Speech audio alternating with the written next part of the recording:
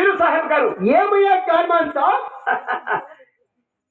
ఈ రోజు ఎన్నాళ్ళయిందా నిన్ను చూసి? అరే అలా మన ఇద్దరు చిన్నటి నేస్తాం కదయ్యా, బడా బడా నేస్తాం. అచ్చా అచ్చా అచ్చా.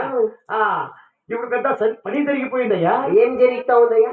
నీది కొడుకు సిద్ధయ్య ఉన్నాడు కదా. నాది బేట సిద్ధయ్య మన మహిళలో పుట్టి పుట్టి వాడు హిందూ దేవుళ్ళు పోయి పోయి రామయ్య కృష్ణయ్య భరమయ్య అంటానున్నాయా నీ కొడుకు? మోముద్రే కొడుక మోముద్దు. నాది బిడ్డ, నాది కొడుకు, నాది సిద్ధు. తెల్లారే నీటి లేపి సన్నిల స్థానము చెప్పి నా కొడుకు నమాజ్కి పంపించొస్తాడా? నాది కొడుకు నాది అబద్ధం, నాది మాట అబద్ధము అయితే లోపల నగ్మా సబ్ని అడుగు. నిజమేనయ్యో, అది కాకపోతే కొడుకుల సాహిబ్ ని అడగవయ్యా.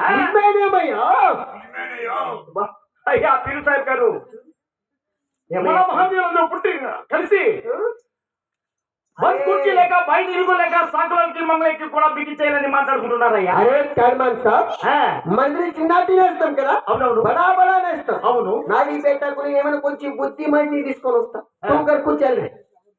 అంతేనా? ఏ తూ చల్ రే కట్టా.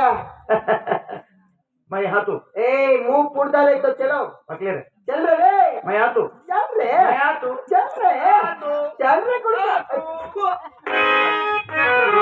అరే బేటా, ఎంత పని చేస్తావురా కొడుకాను?